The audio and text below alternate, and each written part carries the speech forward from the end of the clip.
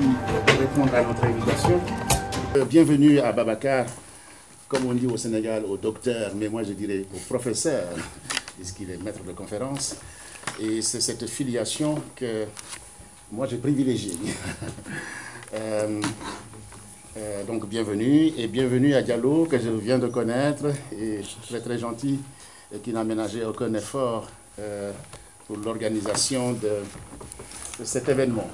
Comme je le fais souvent, chaque fois qu'il y a un intellectuel sénégalais de passage, j'essaye d'organiser quelque chose.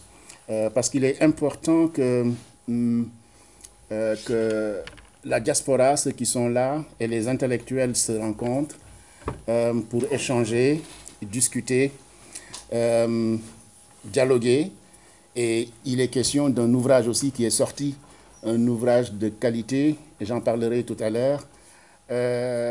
Et tout ceci, quand Babacar m'a annoncé effectivement, puisqu'on a des relations téléphoniques et puis aussi épistolaires via les mails, il m'a annoncé qu'il allait être à Paris. Et tout de suite, je lui ai dit, je vais organiser une conférence dédicace de l'ouvrage. D'accord ?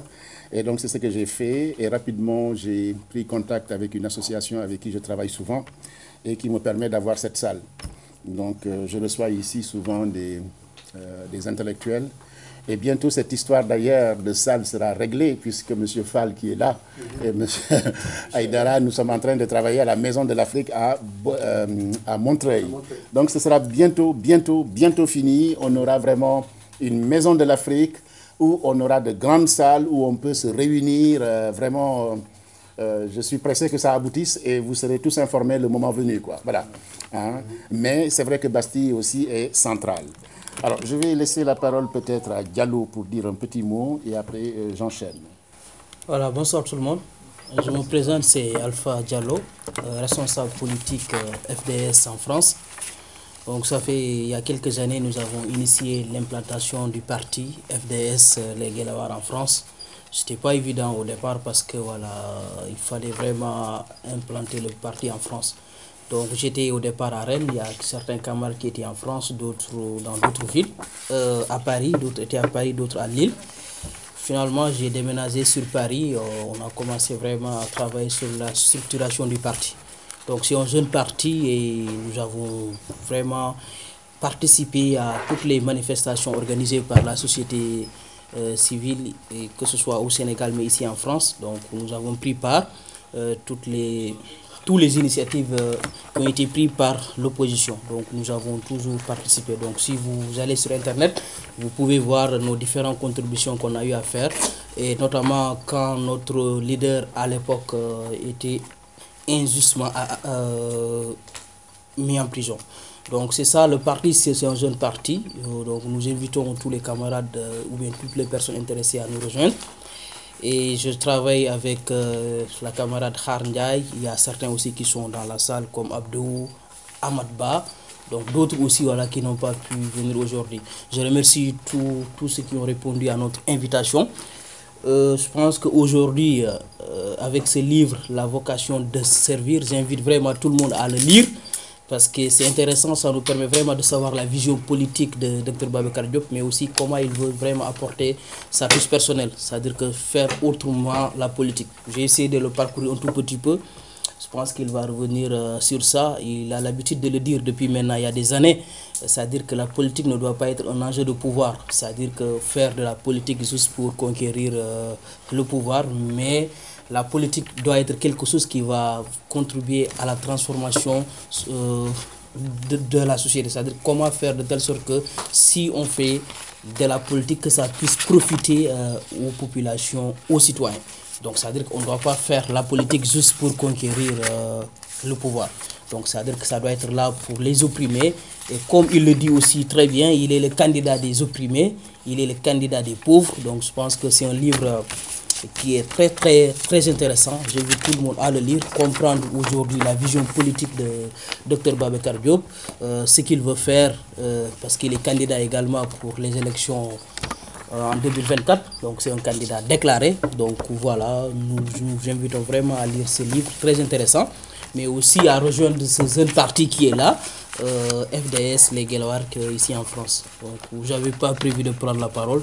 Donc, en quelques mots, voilà ce que j'avais à dire. Merci. Merci beaucoup.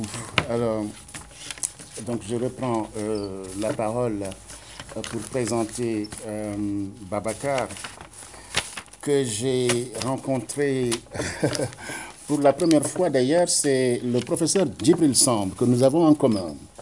Il devait m'envoyer des ouvrages à Paris et il me dit, il y a Babacar, je lui dis, il y a Babacar qui vient à Paris et il est au département de philo. Il me dit, ah, attention, monsieur Sissoko, il y en a deux. Lequel? C'est la précision chez Djibril Samb, il faut que ce soit précis. J'ai dit, moi je connais Babacar de Rouen, puisqu'on a travaillé sur les arts, sur l'esthétique. Il m'a dit non, donc ce n'est pas lui. Ok, mais il y a un jeune Babacar, je vous exhorte à l'appeler, vous allez vous appeler, parce que c'est important. Et quand le professeur Djibril Samb me dit quelque chose, je l'exécute, parce que, je ne sais pas si vous connaissez Djibril Samb, c'était le directeur de l'IFAN, l'un des plus grands platoniciens du monde, un homme extrêmement rigoureux. Harry Diouf l'a cité mercredi à Nanterre lors de sa thèse, puisqu'on voulait le piéger sur une bibliographie. Mais Harry a su bien répondre avec effectivement un manuel encyclopédique du professeur Djibril Samb. C'est pour vous dire tout simplement que ce n'est pas fortuit que je fasse la connaissance de Babacar. On est tous philosophes et j'ai vu qu'on a beaucoup de similitudes. Son père était instituteur, le mien était instituteur, etc. Quand j'ai travaillé sur lui, je me dis, mais c'est pas possible. Mais c'est pas grave, c'est pas grave. Moi, c'est le côté intellectuel. Alors, je voudrais aussi dire que j'ai lu l'ouvrage, je l'ai fini à 0h41 ce matin. Voilà, hein, pour être précis. Donc, j'ai dépassé minuit, j'ai lu le livre avec une grande attention, très grande attention. Comme le dit le doyen Chérif, il faut écrire et faire des récits. Et Babacar, quand vous lisez cet ouvrage, il montre effectivement son parcours, qui n'est pas innocent. Notre ami est derrière, Raymond, le doyen, si nous parlait du travail de Agibou, qui avait fait un parcours aussi, qui a raconté son parcours militant. Et le doyen dit que c'est très intéressant pour nous, Africains, de parler de notre parcours pour nous situer et nous connaître. Parce qu'on ne nous connaît pas. On écrit à notre place. On pense qu'on bricole. Mais quand vous lisez l'ouvrage, vous voyez bien son parcours. Et ça, c'est très intéressant. Pour nous, pour la postérité, mais pour ceux qui veulent le suivre aussi. Il a dit la vocation de servir Guelwaars, etc. Et là, je le taquinerai, puisque ce sera en philosophe que je vais lui poser la question, parce que la vocation n'est pas simple. Quand je le lis, je pense à Socrate. Socrate avait une vocation. Quand il était à l'Agora, il questionnait les gens, il était inspiré par la pitié, etc. C'est comme s'il était possédé. Il l'avait en lui. En Wolof, je pense, il est imbu de quelque chose. Voilà, je ne veux pas faire de l'érudition, mais ça m'a amené vers ça. Il ouvre son ouvrage avec de la poésie, la création, qu'il a écrit en prison. Et pourtant, en prison, les co-détenus lui disaient les géoliens n'aiment pas ceux qui écrivent. Hein. Et lui ne peut pas vivre sans écrire. Donc, il a trouvé des façons de faire pour écrire. Et il a commencé par de la poésie, une très belle poésie d'ailleurs. Et je vais vous lire un extrait et vous allez comprendre. Tout a commencé dans cette insubmersible ville ouvrière. Nous étions des adolescents pleins d'enthousiasme et d'idées. Nous rêvions de refaire le monde. C'est sous le mythique baobab du lycée que nous nous sommes réveillés pour aller à la rencontre de notre peuple. Le poème s'appelle « À Thiès, la ville insoumise ». Quand on est cultivé, Thiès n'est pas n'importe quelle ville au Sénégal. Thiès est un foirail culturel est ce qu'on appelle un foirail. C'est la ligne du train, etc., Bamako, etc. Donc, il nous parle de Thiès dans ce poème. Babacar a écrit un autre ouvrage qui est très intéressant, Le Feu Sacré, et celui-là est le deuxième. Il est toujours en route.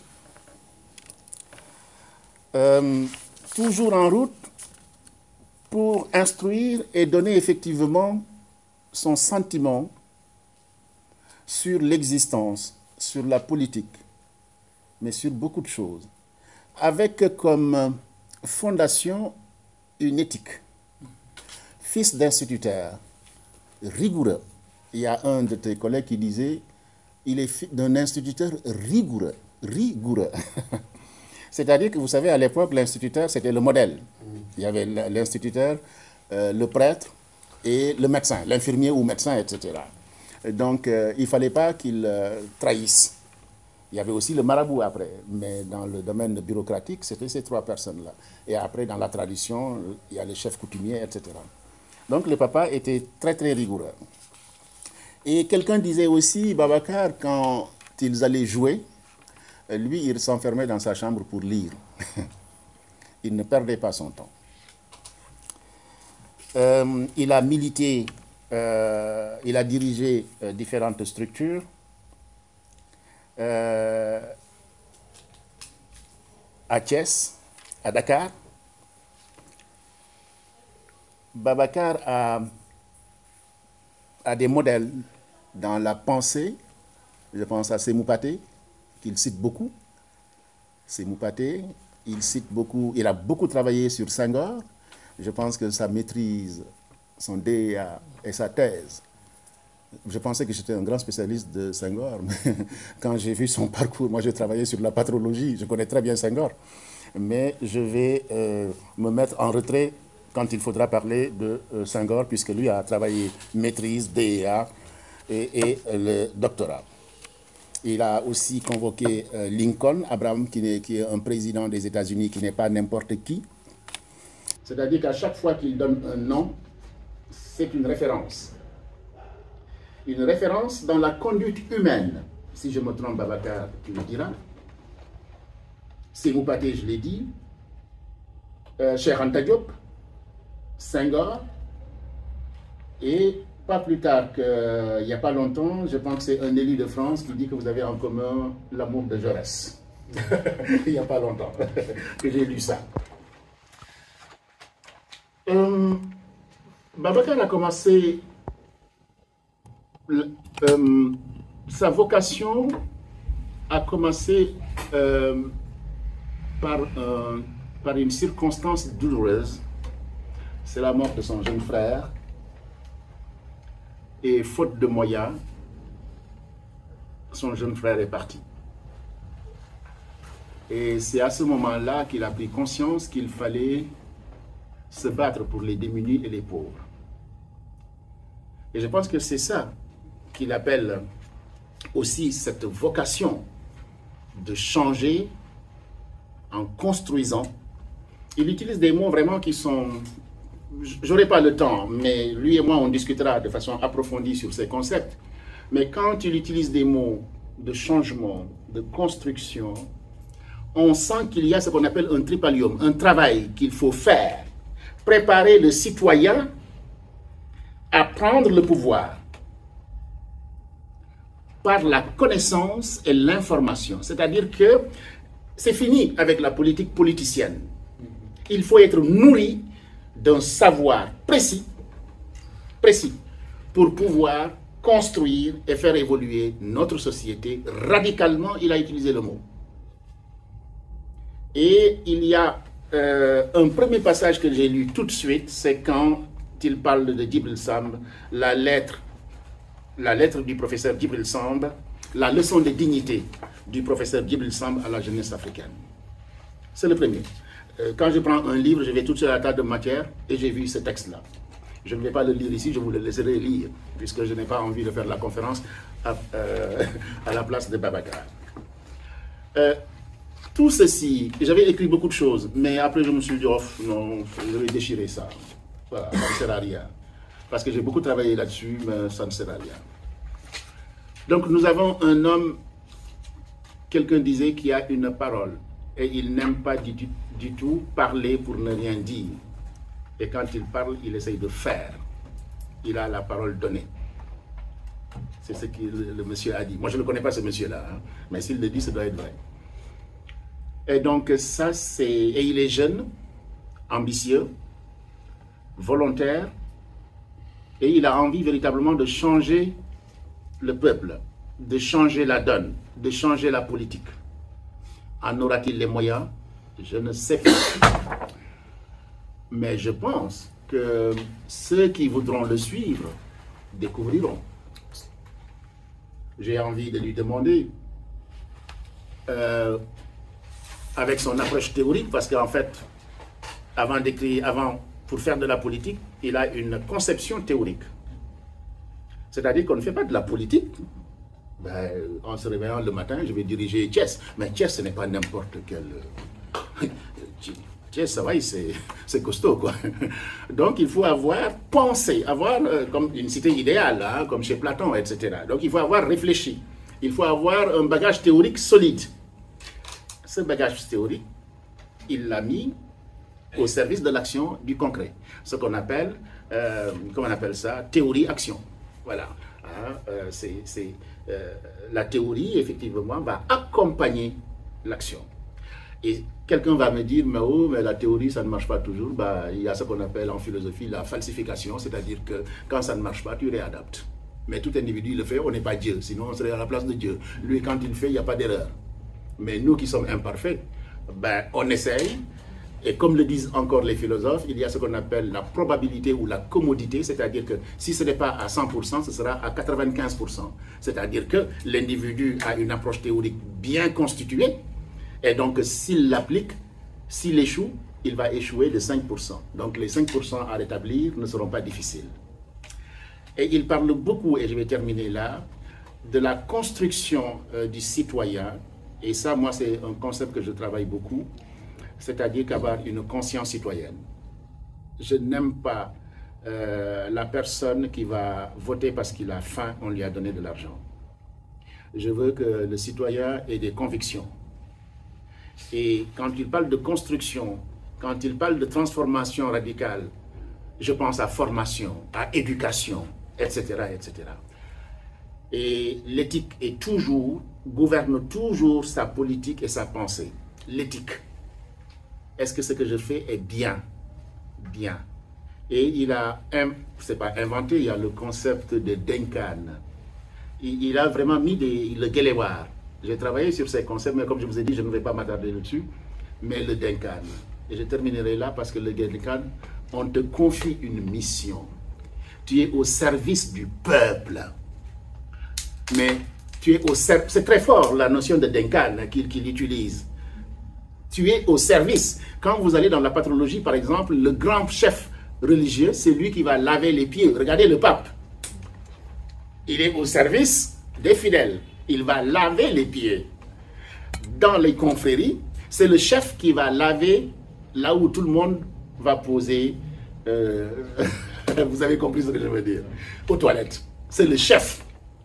Pour expliquer la modestie, la serviabilité de celui à qui on a confié une mission sacerdotale. La question, Babacar, comment se porte? Comment vous allez, professeur, avec tout ça? C'est à vous.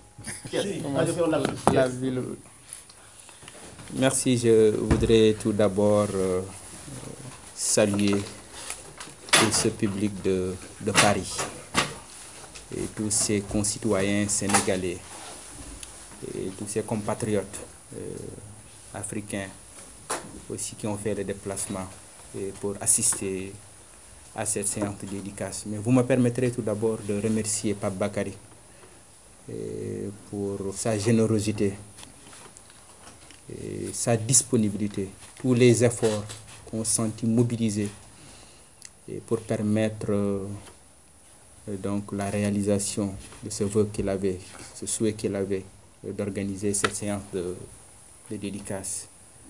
dans des conditions très très difficiles. Je voudrais très sincèrement, chers amis, chers condisciples, parce que nous partageons le même maître. Notre maître, c'est le professeur Djibril Samb, un très grand monsieur, un très grand maître de la philosophie. En tout cas, je voudrais très sincèrement vous remercier tous nos camarades aussi de Paris.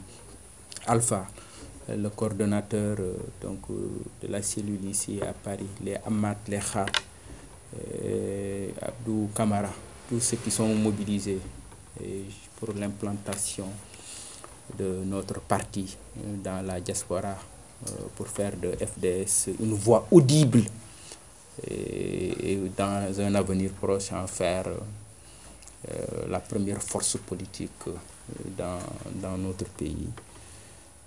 Et je dois dire que je suis de la filiation de ces penseurs qui articulent, ou de ces hommes politiques qui articulent une pensée, une théorie et une action politique. C'est pourquoi je dis je suis de cette filiation. Je pense à quelqu'un comme Julius Nyerere, qui a eu à élaborer une théorie politique, une philosophie politique, à travers son mot Ujamaa. Ujamaa, ou le fondement de la politique africaine, ou du socialisme africain.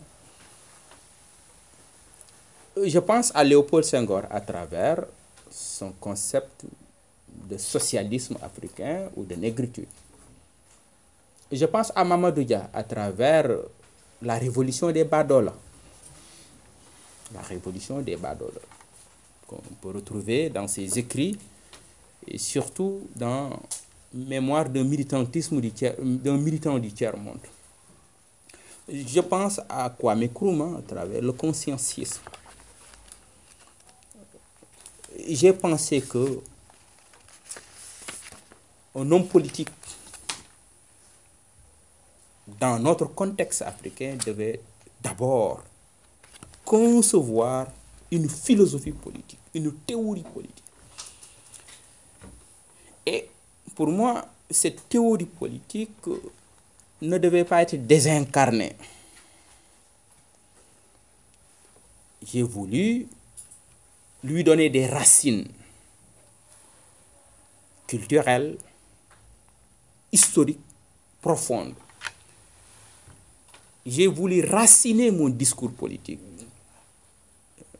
J'utilise un mot de Maurice Barrès. J'ai voulu raciner mon discours politique, ma théorie politique, ma vision politique à travers deux mots: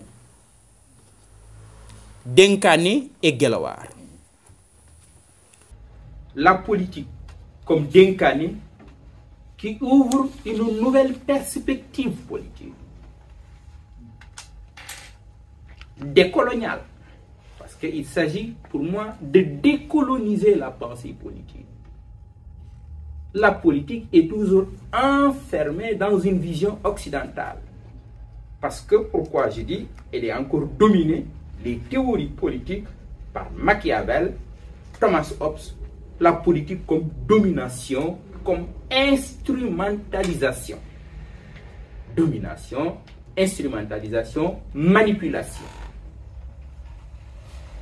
Toute cette théorie politique, les grandes écoles de sciences politiques, et tout est orienté autour d'une politique comme instrumentalisation, comme manipulation,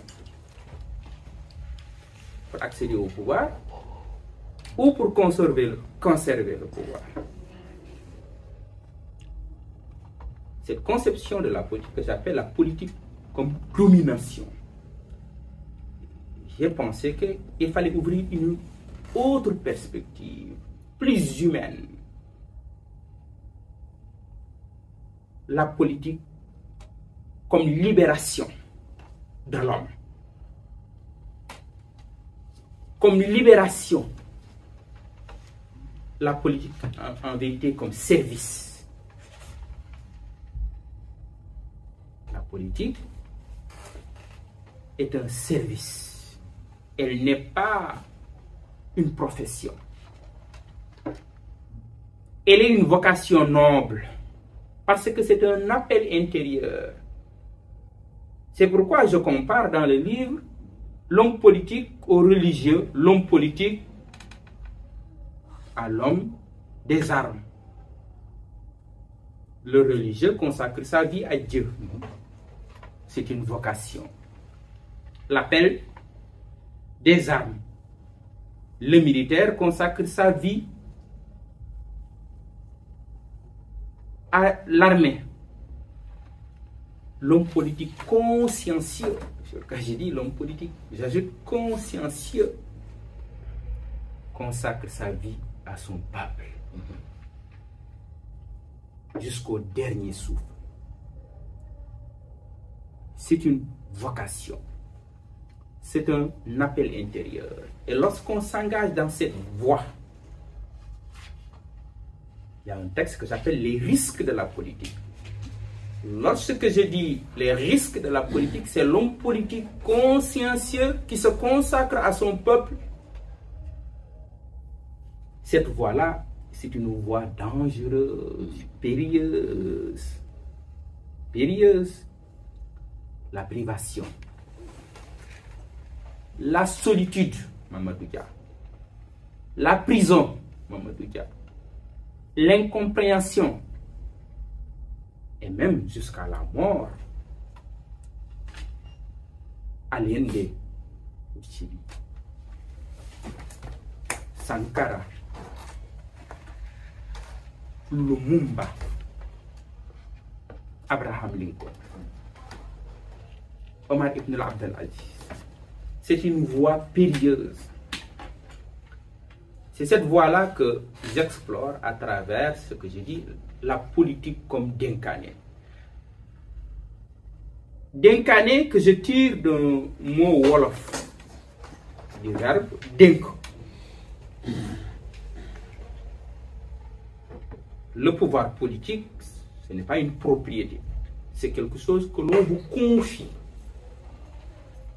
On est dans le temps de la démocratie. Lorsqu'on vous confie quelque chose, vous devez avoir conscience que la chose ne vous appartient pas. Et elle n'appartient non plus à votre famille, ni au clan, ni à la tribu, ni à une confession. Elle appartient à tout le monde. Et vous devez rendre compte et vous devez penser aussi à la reddition des comptes. Vous devez penser au jour aussi où vous devrez rendre compte. Cette confiance-là, elle est sacrée. Cette confiance-là, elle est sacrée. C'est à travers, donc, premier compte, la politique comme d'incarner. Et l'autre chose, le concept de Gelawar. Qui fait que, en Afrique, je parle toujours de décolonisation de la pensée politique africaine. Les partis politiques se définissent comme des républicains, des démocrates, des socialistes. On est aussi dans cette pensée coloniale. Oui, le mot socialiste ou gauche sont des concepts créés en Occident. Mais l'expérience de gauche ou des pratiques de gauche, on les retrouve dans toutes les sociétés humaines. Dans toutes les sociétés humaines. Et je tire un mot, un concept de notre propre culture Gelawar, qui est un symbole de cette révolution politique que nous voulons lancer. Gelawar, c'est l'autre mot du patriote, engagé à servir son peuple, et dans cet engagement, il est prêt à risquer sa vie. C'est un engagement radical, sans concession. Donc, mais derrière cette théorie que j'élabore, une théorie politique que j'élabore à travers, je donne aussi des modèles politiques qui m'ont inspiré. Et pour moi, peuvent inspirer cette jeunesse-là engagée à la libération de l'Afrique. Je parle beaucoup dans mes textes de libération, mais je dois préciser, je parle toujours aussi de seconde libération, pour faire la différence entre la première libération, celle des premières années, des années 60, que j'appelle ces indépendances-là ratées, qui fait qu'aujourd'hui, la jeunesse africaine est mobilisée pour une seconde libération. La seconde libération des peuples africains. C'est une nouvelle phase, c'est un nouveau temps politique que je vais lancer. C'est un nouveau temps politique. Je ne parle plus d'indépendance. Moi, je parle de seconde indépendance. Je ne parle pas de deuxième, je parle de seconde indépendance. Qui doit être la vraie indépendance. Indépendance économique, indépendance politique, indépendance économique, monétaire, militaire et tout. Quand je parle de seconde, je dis toujours que la décolonisation est un programme inachevé. C'est un programme donc inachevé. Donc, je donne des modèles qui m'ont inspiré et continuent de m'inspirer. Je dis toujours à la jeunesse africaine aussi, moi, je refuse de m'enfermer. Voilà, quelque chose là qui commence à faire mode là. Il ne faut parler que de penseurs africains, de Cheikh Anta. Non, non, moi je suis un homme ouvert. Je m'enracine dans ma culture à travers le concept de Gelawar. À travers ce concept, j'élabore une théorie politique. J'ai lu Senghor, j'ai lu Mamadou Dia, Cheikh Anta Diop, Kwame Nkrumah, Julius Nyerere, Patrice Lumumba, Amilcar Cabral. Mais je ne m'enferme pas dans un africanisme fermé. Non. Non, je m'ouvre au reste du monde. Mes références viennent des 4 vents du monde. Antiques. Peuvent être médiévales, modernes, de tous les continents. Comme dit Thucydide, comme dit Périclès, à travers le discours que lui prête Thucydide dans la guerre du Péloponnèse, les grands hommes ont pour tombeau toute la terre entière. Des grands hommes ont pour sépulture dans les cœurs de tous les hommes justes. Qui fait quoi? Dans ces références-là, je donne Mamadou Dia, par exemple, j'ai côtoyé, j'ai fait l'effort de le lire. Ce que je tire de Mamadou Dia, c'est la dignité. Cet homme-là, qui après avoir fait 12 ans de prison à Kédougou, a pu regarder Léopold Senghor, les yeux dans les yeux, qui lui demandait, qui exigeait pour la libération de Mamadou Dia, que Mamadou Dia prenne un engagement solennel et par écrit de renoncer à la politique. Il lui dit, je préfère être libre en prison qu'être prisonnier d'or. La dignité, ce que les Halpulaar appellent le Tedunga. À travers le personnage de Thierno Souleymane Baal. Et pour moi, c'est une révolution démocratique. Une révolution religieuse démocratique. Les recommandations de Thierno Souleymane Baal. La deuxième recommandation surtout. Lorsque vous avez élu quelqu'un et que vous constatez qu'il change ici, il faut le démettre. En Afrique, les gens arrivent au pouvoir pauvres, ils s'enrichissent, deviennent des milliardaires. Le grand problème que nous avons aujourd'hui en Afrique, la gouvernance, qui fait qu'aujourd'hui les hommes politiques deviennent des milliardaires, des millionnaires, ont des villas, se payent des vacances. Pendant ce temps, le peuple s'enfonce dans la pauvreté. C'est pourquoi Thierno Souleymane Baal est important. Mais pas simplement Thierno Souleymane Baal. Je parle d'Abraham Lincoln.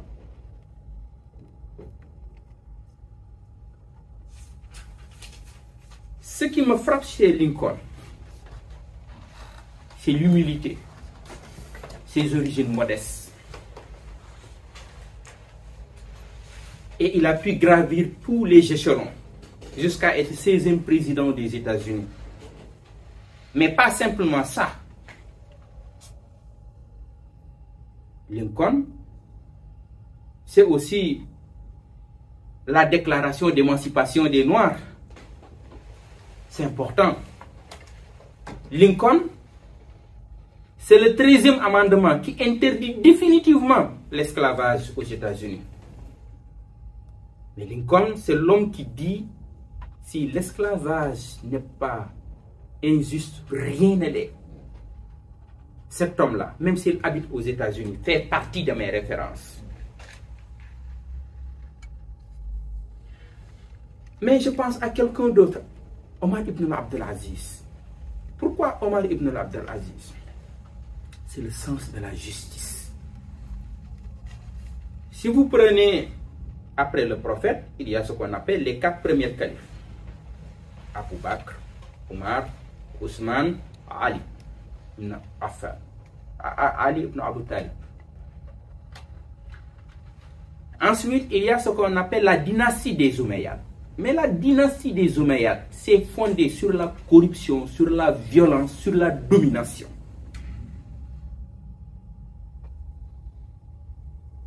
Je parle aux historiens.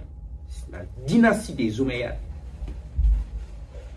c'était la corruption, la violence, jusqu'à un réformateur du nom de Omar ibn Abdelaziz, érigé au rang de 5e calife, mais il ne l'est pas. C'est le 8e calife des Omeyyades.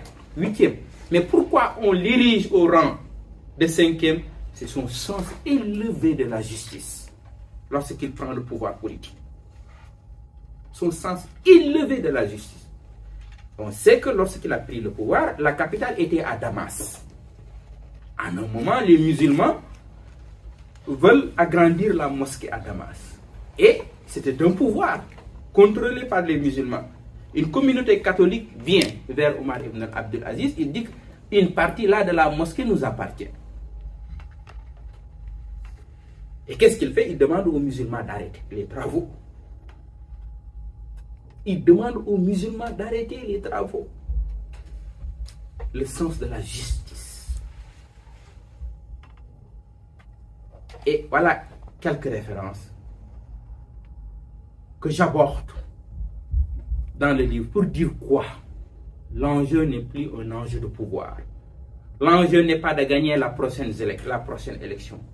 L'enjeu, c'est de construire la société future.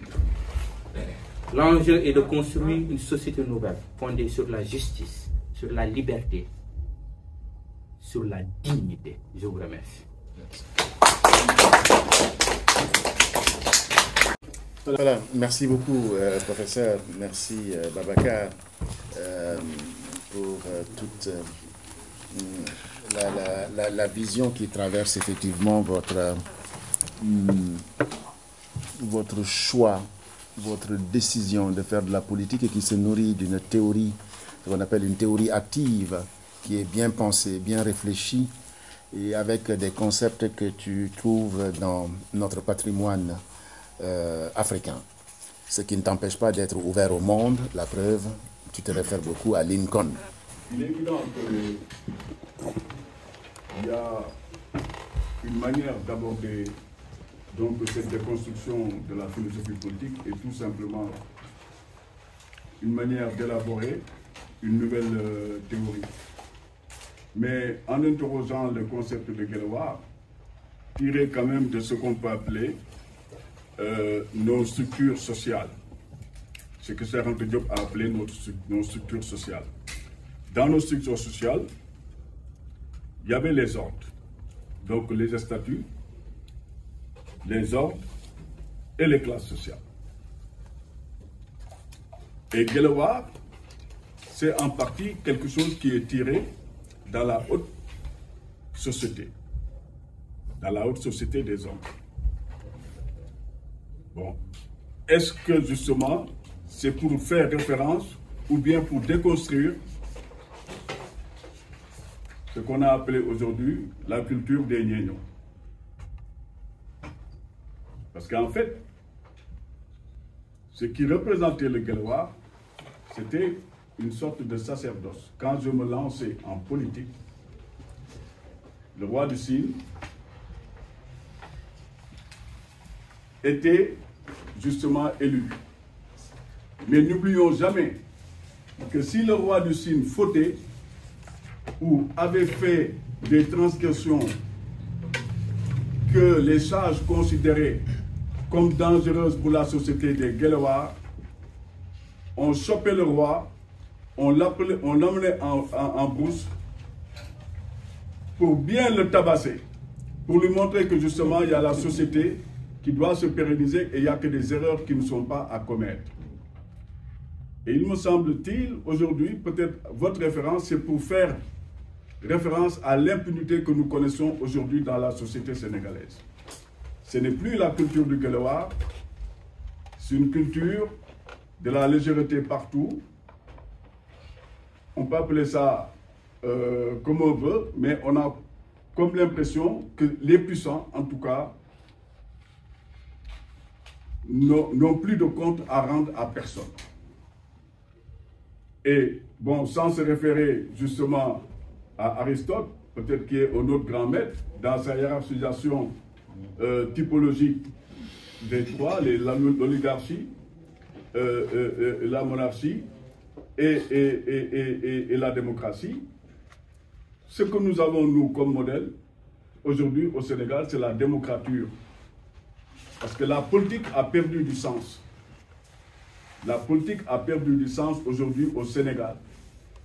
Et nous le vivons à tous les étages de la République. Vos références, par exemple, à Mamadou Dia, j'étais tellement heureux que l'on revienne effectivement à cet homme qui, par sa sobriété, et je me rappelle des histoires, quand on était plus jeune, que mon père me racontait sur Mamadou Dia.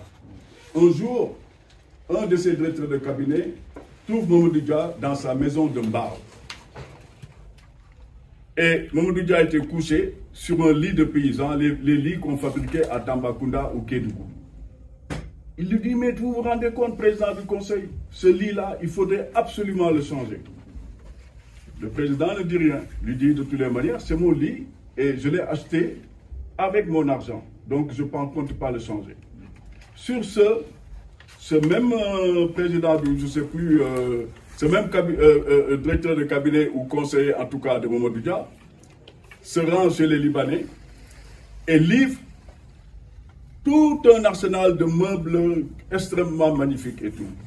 Et le week-end suivant, Mamadou Dia se rend dans sa maison de Mbao, trouve ces meubles-là, il dit que qui a livré ça, on lui dit celui qui l'a livré. Il dit de toutes les manières, ce n'est pas l'État qui va payer ces meubles-là. Et moi, Mamadou Dia, je ne payerai pas ces meubles-là, ce n'est pas à la dimension du badolo sénégalais. Donc moi, je pense que peut-être vous êtes en train de déconstruire la politique. En disant que Machiavel, on le met justement hors d'état de nuire. Hobbes, on le met hors d'état de nuire. Mais ce qui se passe, c'est qu'on est en compétition internationale.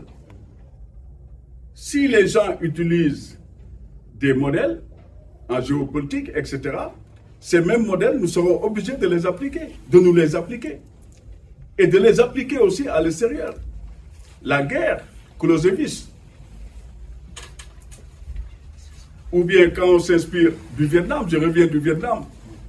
Ce qui m'avait fasciné sur le Vietnam, c'est toutes ces personnes comme Giap qui étaient des historiens. Ils n'ont pas fait l'école de guerre. Giap n'a pas fait l'école de guerre. Mais il avait conscience qu'il y avait un pays, sa nation, un territoire. Et avec Ho Chi Minh, ils ont décidé de le libérer. Et ils l'ont libéré avec toutes les armes qui étaient en leur possession. Et il me semble aujourd'hui, ce qui nous manque, c'est une lecture de Cheikh Anta Diop. Mais une lecture que nous avons faite de Cheikh Anta Diop. Et surtout, ce que nous avons fait de Cheikh Anta Diop, cet afrocentrisme qui ne veut rien dire. Et je le rappelais, Pape était là, quand je le rappelais à des amis avec qui on a longtemps milité, je leur ai dit, mais vous vous rendez compte, on parle de Cheikh Anta Diop, on parle de tout ça. Mais maintenant, un Africain, s'il veut voir l'Égypte, il est obligé de se rendre à l'Institut du monde arabe. Qu'est-ce que nous avons fabriqué pendant 60 ans pour que notre histoire nous échappe? Et de toutes parts, le bateau prend de l'eau. Et aujourd'hui, quand on regarde les modèles d'espoir pour les jeunes Africains, c'est de prendre la mer et de partir. Les énormes ressources naturelles que nous avons, dans notre pays, Sénégal, nous allons l'exploiter avec seulement 10% qui vont nous revenir. Les Bédouins arabes qui n'étaient pas allés à l'école ont pu négocier des taux à 49% ou 51%. Est-ce que nous avons des dirigeants en Afrique ou bien on a des modèles d'hommes, d'individus qui ne valent pas la peine de s'arrêter même un instant? C'est pourquoi quand je vois des jeunes comme vous qui êtes en train de déconstruire, parce qu'il ne faut pas déconstruire n'importe comment non plus. C'est le danger. L'afrocentrisme est important. L'ouverture, c'est important. Mais n'oublions jamais Bandung. N'oublions jamais 1955 Bandung. Nous étions avec les Hindous. Nous étions avec les Chinois. Nous étions avec l'Inde, avec le Pakistan. Aujourd'hui, ces trois pays, l'Inde, la Chine, le Pakistan, ont la bombe atomique et envoient des satellites là-haut et sont sur le plan scientifique extrêmement développés. Et vos références, attends, je termine là-dessus. Les références sur les Almamis, c'est là où je vais terminer. Je m'interroge réellement. Parce que, en fait, tout ce qu'on a fait sur les travaux sur le foot récemment, c'est extraordinaire. Mais n'oublions jamais que les Almamis n'ont jamais réglé la question domestique au foot, c'est-à-dire l'esclavage domestique, qui continue encore. On le voit. Moi, j'ai connu ici, au moment où on faisait les assises nationales, on se rendait dans les foyers. Mais quand les Torodo parlaient aux autres, les Rimaïbé étaient obligés de s'agenouiller des fois par terre pour laisser les Torodo prendre la parole. Et ça, c'est le risque de ne pas avoir trop étudié justement ces idées-là. Et justement, moi, je suis contre toute théocratie. Toute théocratie religieuse est une référence aujourd'hui que nous devons, en tout cas, éviter de mettre à la surface du globe parce que nous voyons les théocraties aujourd'hui qui sont en train de nous poser de véritables problèmes dans le monde. Quand je vois l'Afghanistan et que je vois d'autres contrées qui risquent de sombrer aussi dans des pathologies politiques, entre guillemets, le risque est là. Donc j'ai bien aimé tout ça. C'est parfait. Merci Raymond. Raymond est un membre de la diaspora qui est très actif à Paris, extrêmement, c'est un docteur en anthropologie, quelqu'un que j'aime beaucoup. Le seul défaut de Raymond, c'est qu'il est trop savant. Il est trop savant et Raymond ne sait pas se contenir. Voilà, j'avais oublié de le préparer. Mais c'est un plaisir aussi de l'entendre parce qu'il a beaucoup de savoir, il nous apprend beaucoup de choses. Voilà. Mais on va essayer de partager pour que le maximum de gens puissent échanger avec Babacar. Khalilou, à vous alors. Ok, très bien. Bonsoir. Ne faites pas comme Raymond. Alors, c'est tout un plaisir aujourd'hui d'être là. Et moi, je veux dire, la conférence d'aujourd'hui est aussi liée aux échéances de 2024. Donc, vu que le professeur est candidat aux élections, en fait, j'ai lu votre interview avec Jeune Afrique, comme quoi que vous n'êtes ni Yewwi avec les méthodes de Yewwi Askan Wi et ni avec la troisième candidature du président Macky Sall. En fait, ce dont j'aimerais savoir, c'est que nous avons constaté ces dernières années, en fait, que l'élection au Sénégal ne se gagne pas avec un seul parti politique. Donc, et que la vraie force d'opposition au Sénégal aujourd'hui, c'est Yewwi Askan Wi qui fait face à Macky Sall. Donc, si professeur ne partage ni les méthodes de Yewwi Askan Wi, ni avec le parti au pouvoir, quelle stratégie il compte définir, il compte mettre en place en vue de remporter ces échéances. Parce que tout le monde sait, on ne va pas se voiler la face, que l'élection au Sénégal ne se gagne plus, ne se gagne peut-être même quasi impossible de les gagner avec son seul parti politique. Donc, quelle stratégie? Et ça, c'est la première question. Et la deuxième question, nous avons beaucoup assisté, et c'est la dernière, hein, je vous promets.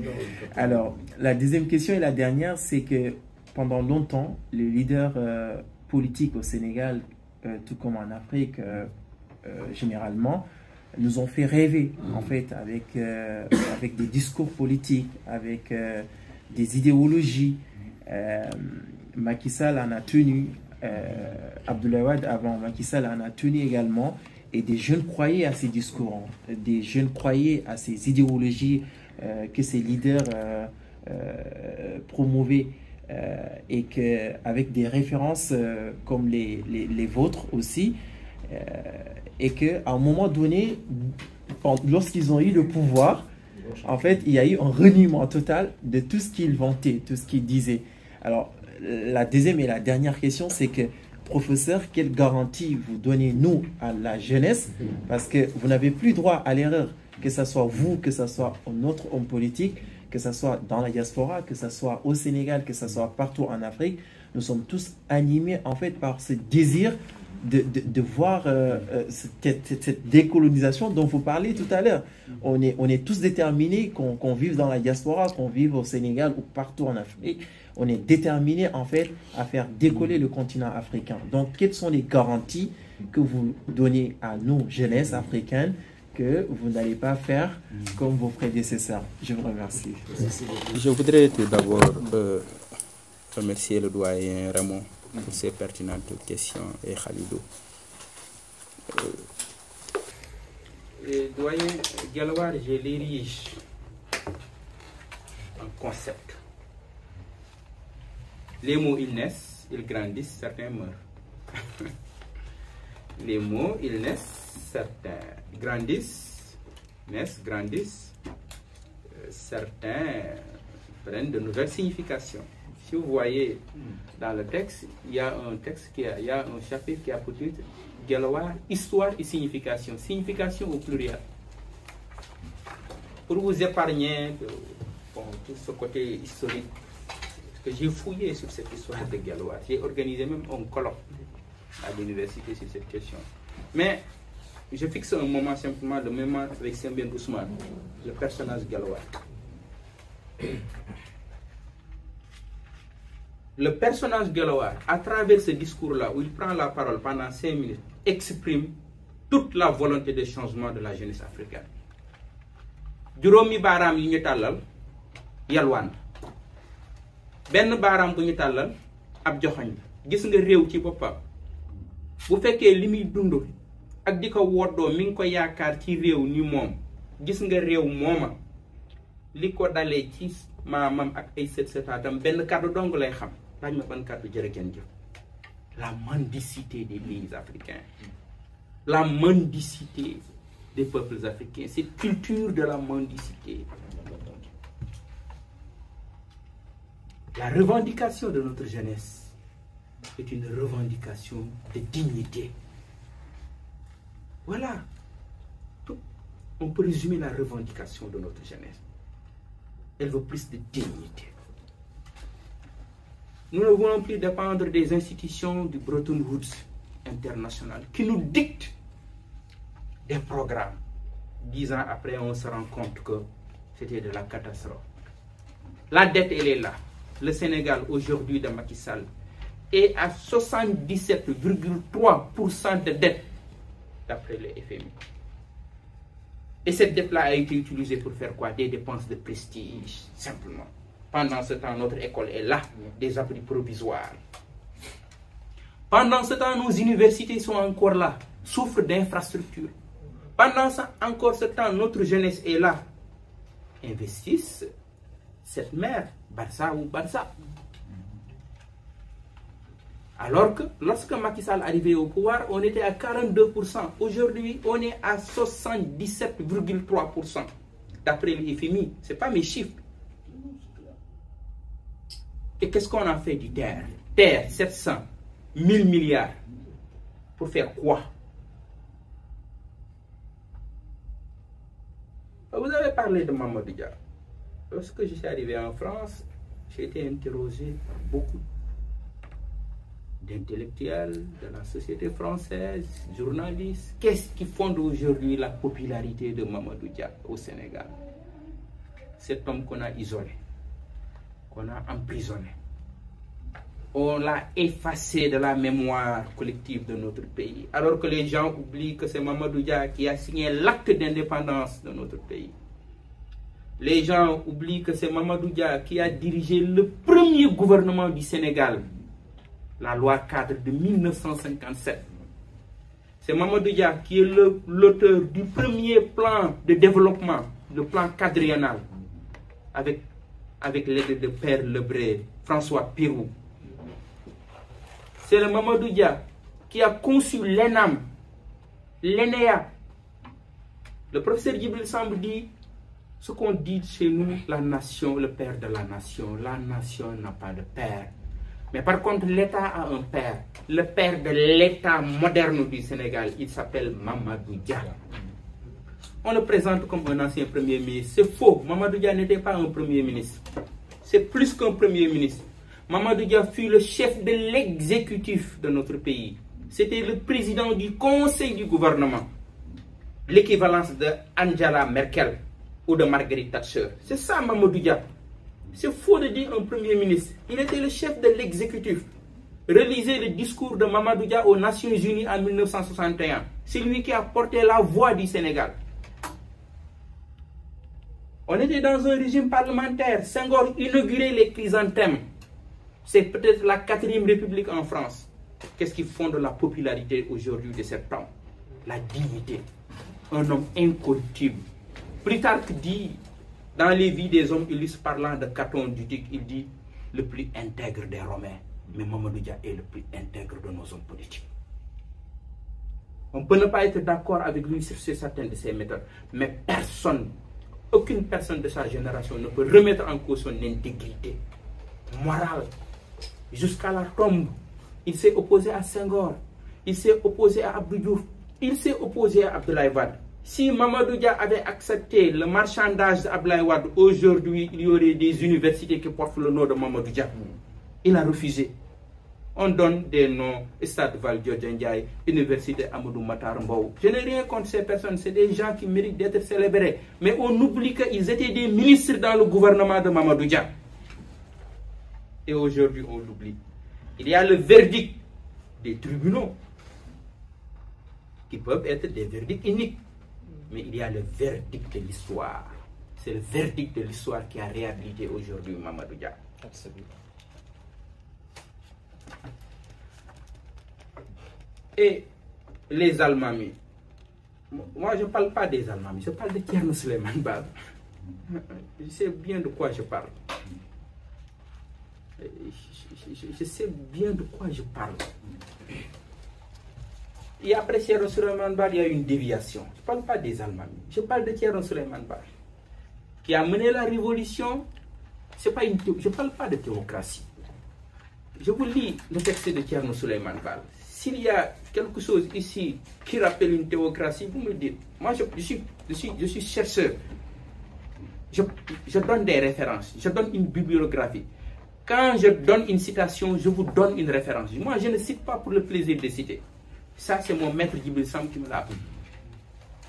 Non, j'aurais dû dire que c'est un texte politique, mais je donne des références. Parce que je veux que cette jeunesse-là ait la possibilité d'approfondir. Je ne cite pas pour le plaisir de citer.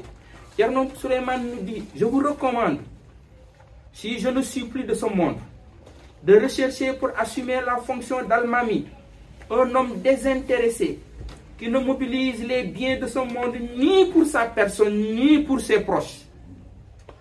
Un homme désintéressé, qui ne mobilise les biens de ce monde ni pour sa personne, ni pour ses proches. Nos hommes politiques mobilisent nos ressources naturelles pour leurs poches, pour leur famille, pour leur clan, pour leur clientèle. Première règle de Thierno Souleymane. Deuxième règle de Thierno Souleymane, Si vous le voyez s'enrichir, démettez-le et confisquez les biens qu'il a acquis. Deuxième règle de Thierno Souleymane. Troisième règle, s'il refuse la démission, destituez-le par la force et bannissez-le. Quatrième, remplacez-le par un homme compétent, quelle que soit sa lignée. Quelle que soit sa lignée. Voilà la réponse.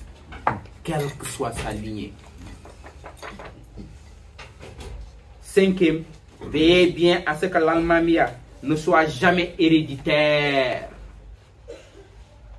Thierno Souleymane. Sixième, n'intronisez qu'un méritant.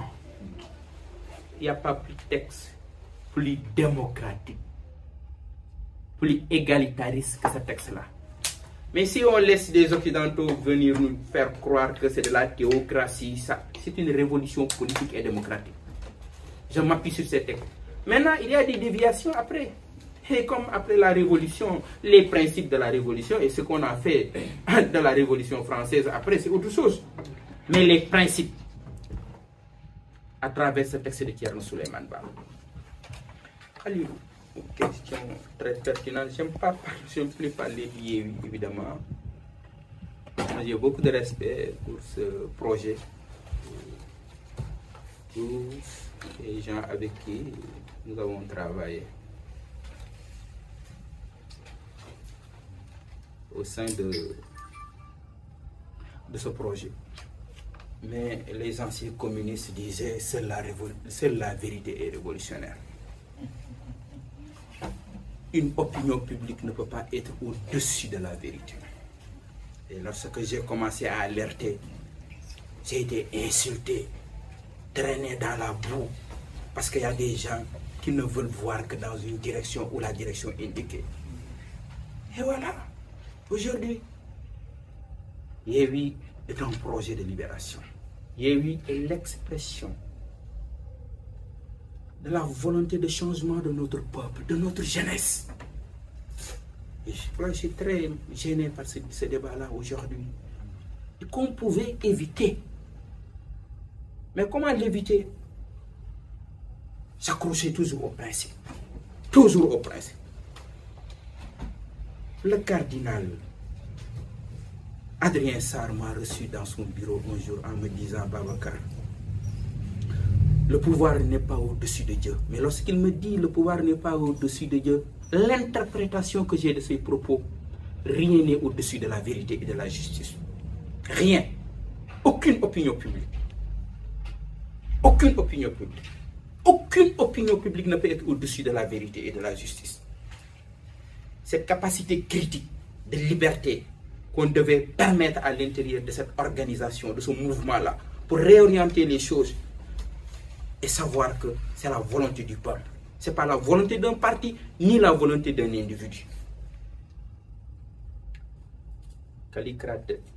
Kallikratidas, un général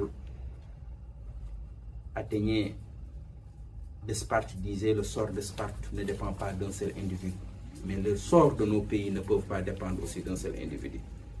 Et donc c'est ce que je peux dire. Je ne dis pas ni avec Yewwi, ni avec Macky. Je suis encore membre de Yewwi. Je dénonce des méthodes qui n'étaient pas des méthodes démocratiques, de l'intérieur. De l'intérieur. Je l'ai dénoncé, et depuis le jour où je l'ai dénoncé, les gens refusent de me convoquer lorsqu'il y a une réunion. Vous vous rendez compte? Simplement parce que je suis un homme libre. Malheureusement ou heureusement, je n'en sais rien. Libre. Moi, je suis universitaire. La politique n'est pas une profession, c'est moi. J'ai un métier. Le jour où je ne serai plus maire de Thiès, je retourne tranquillement à l'université. Je ne dis même le jour où je ne serai plus. Le jour où je me rendrai compte que je ne peux pas développer un projet nouveau, allant dans le sens de mes orientations politiques à Thiès, je quitte la mairie et je retourne à l'université, que la politique n'est pas une fin en soi. C'est simplement un moyen pour la transformation de notre société. Il n'y a pas autre chose. La politique, elle est trop coûteuse. Au point que si elle risque de nous faire perdre notre âme, on lâche la politique et on gagne on préfère garder notre dignité. Comme Mamadou Dia, notre dignité. On ne se bat pas parce qu'on veut être président de la République ou parce qu'on veut être ministre. Nous voulons le changement de notre société. C'est pourquoi je dis l'enjeu n'est pas de gagner la prochaine élection. L'enjeu est de transformer. Et Yewwi était un instrument dans le sens de la transformation de la société. Et regardez ce qu'on en a fait aujourd'hui. Et qu'on pouvait éviter. C'est ça que je déplore. C'est ça qui fait que, malgré les insultes, malgré tout ce que les gens... Je suis encore là. Et quand je dois dénoncer, quand je dois dire les choses, je les dis de la manière la plus libre, la plus courtoise, sans en faire une affaire personnelle, mais parce que c'est la critique qui fait avancer nos sociétés. Le discours des hommes politiques, vous avez parfaitement raison. Le discours d'un opposant est un discours facile. La position d'être dans l'opposition est une position facile, je le concède. Mon professeur, le professeur Sémou Badegui, avait l'habitude de me dire dénoncer est facile, critiquer est facile. La chose la plus difficile, c'est la construction d'un ordre nouveau. Comment construire un ordre politique nouveau? Dénoncer la corruption, c'est facile. Dénoncer le manque de transparence, c'est facile. Il suffit d'avoir des informations, voilà, tout ça. C'est ce que font les journalistes tous les jours. Mais en Afrique aujourd'hui, comment construire un ordre nouveau? Comment faire de telle sorte que nos paroles soient en cohérence avec les actes que nous posons? Je ne peux pas vous donner de réponse, à part que je suis dans ce champ politique-là depuis plusieurs années, depuis mes années de collège. Je n'appartiens pas à une génération spontanée, en toute humilité.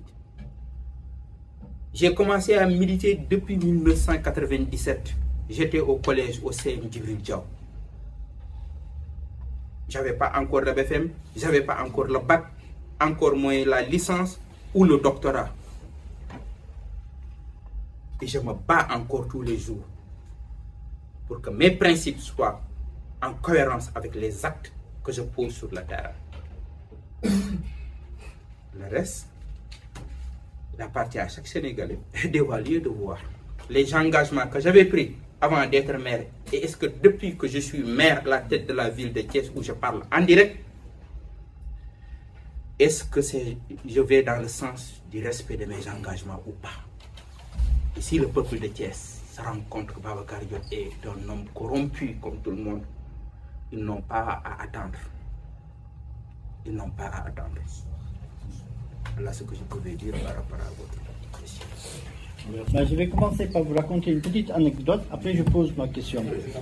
En fait, il y a quelques années de ça, mon grand-père il avait commencé à construire une mosquée au Mali et il n'avait pas pu la terminer. Et quand je suis allé visiter la mosquée, parce qu'il disait que c'était la mosquée faite à la mémoire de notre père, elle était à moitié en fait terminée et lui il ne pouvait pas parce que ses moyens ne lui permettaient pas.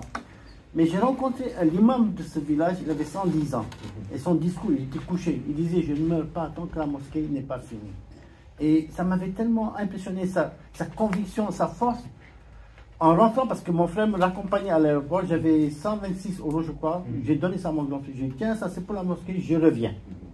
Je suis resté une semaine à Paris. Je suis retourné avec les 3000 € que j'avais. Je suis allé voir mon grand-frère, j'ai dit on va terminer la mosquée avec ce que j'ai, mais on va regarder comment.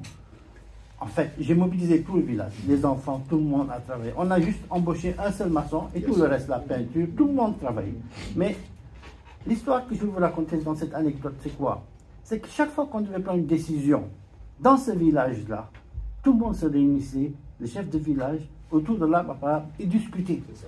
Et le jour où j'ai eu besoin de 5 tonnes de ciment, dans l'usine indienne qui était à Djogar, je suis allé voir les Indiens, je dis il me faut 5 tonnes de ciment pour terminer cette mosquée. Ils m'ont dit oui, on va te le donner, mais à condition que ce soit le député qui vienne le réclamer. J'ai dit bon, d'accord, je vais aller chercher le député. Quand je vais voir le député, bon, il est d'accord pour venir, mais il voulait aussi qu'ils disent qu'il y a 1 tonne qui vient de lui, mais peu importe. Moi, ce qui m'importait, c'est d'avoir les 5 tonnes pour aller continuer à travailler. Quand le député est arrivé, je voyais bien qu'il était téléporté de Bamako, mais qu'il était en dehors des réalités. La capacité des chefs de village à se concerter, à régler les problèmes. Je me disais, mais pourquoi c'est pas quelqu'un du village, du terroir, avec leur méthodologie traditionnelle de démocratie réelle, hein, qui n'ont qu'à élever. Donc ça rejoint comment reconstruire une démocratie africaine partant de nos valeurs traditionnelles. Ça, c'est vrai pour la jeunesse, pour le politique. Mais il y a autre chose qui m'a frappé encore plus. C'est que l'enfant que je voyais de 11 ans, 12 ans jusqu'à 15 ans, il savait aller au pâturage, il savait faire le maraîchage, parce qu'il le faisait réellement. Il savait construire avec le banco la terre. Mais pourtant, il marchait quelquefois 7 km, 7 km autour pour aller à l'école qu'on a hérité de la colonisation. Et malheureusement, il y avait comme une fracture dans cette éducation, parce qu'il suffisait qu'il n'y ait pas de pluie pour que l'enfant se retrouve à aller mendier. Donc ça veut dire que même notre éducation, elle est à revoir, parce que cet enfant, il sait tout faire. L'Américain, les Chinois savent pas faire ça, mais pourtant, il va aller à l'école traditionnelle, il va se retrouver enfant de rue, bien traversant la mer. Donc l'éducation aussi à revoir, par rapport à nos valeurs traditionnelles. Et ma question, parce que j'ai écouté le professeur, et j'ai trouvé que, bon, qu'il y avait une dimension, comme il a dit, de vocation, presque comme un militaire ou comme un prêtre. Mais je me dis, mais je ne retrouve pas le politique. Je retrouve en fait quelqu'un de très imbu de vocation. Et je me disais, mais est-ce que finalement, au lieu de dire la vocation de servir, ça ne serait pas la méthodologie? Parce qu'on ne voit pas beaucoup de méthodologie, on voit beaucoup de passion, mais pas de méthodologie de comment mettre ça. D'autant plus que j'aimerais qu'il me réponde sur 2 aspects. Sur comment utiliser sa fonction de maire de Thiès, d'utiliser Thiès comme miroir, hein, comme un exemple de la politique qu'il veut installer. Voilà, donc, qu'est-ce qui a été fait à Thiès pour justement monter à cette jeunesse, montrer au peuple que, voilà, une nouvelle politique existe. Donc ça, c'est ma question. Et une remarque pour finir ma série d'interrogations. Vous savez qu'avec la crise ukrainienne et russe, on est dans un nouveau monde, dans un basculement du monde, et cette force de la jeunesse africaine qui secoue partout qu'elle veut un nouveau monde, comment l'aider à l'accompagner? Voilà. Merci, moi je ne vais pas être long. J'ai 2 questions à poser au docteur Babacar Diop, que je félicite du reste pour en fait, le mérite de son ouvrage, donc ce mérite de pouvoir en fait, replacer le débat politique autour du débat en fait programmatique. Et je pense que ça c'est un mérite à saluer. Donc j'ai 2 questions. La première question est liée aux questions liées à la gouvernance. J'ai l'impression en parcourant donc, une partie de votre livre que vous décrivez en fait la classe politique d'une manière générale comme des gens qui ont une relation assez, comment dire, ludique et jouissif avec le pouvoir. Donc ça pose éventuellement des problèmes de gouvernance. Là c'est un citoyen simple, un électeur potentiel. Est-ce que vous pouvez nous donner des lignes directrices en tant que candidat potentiel sur des réformes que vous pourrez en fait mettre en œuvre une fois élu en termes de gouvernance? La deuxième question, elle est relative à la question de la prise en charge de la problématique de la jeunesse aujourd'hui.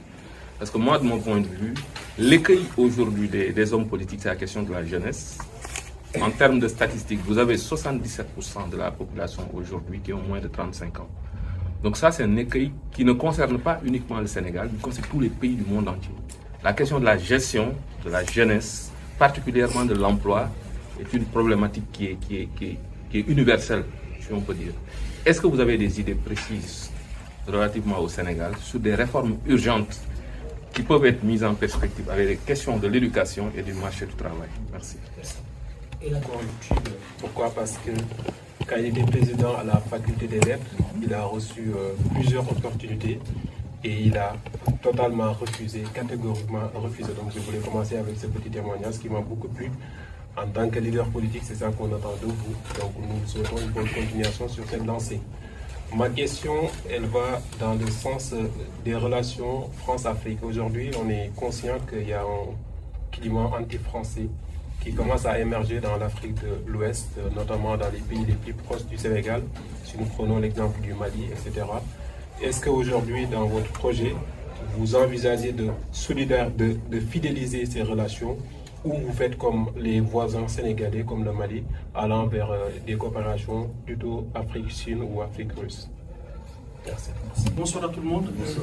Très sincèrement, je ne connais pas Dr Babacar Diop, mais j'ai vu qu'il a pris, un chemin que j'ai aimé chez un homme.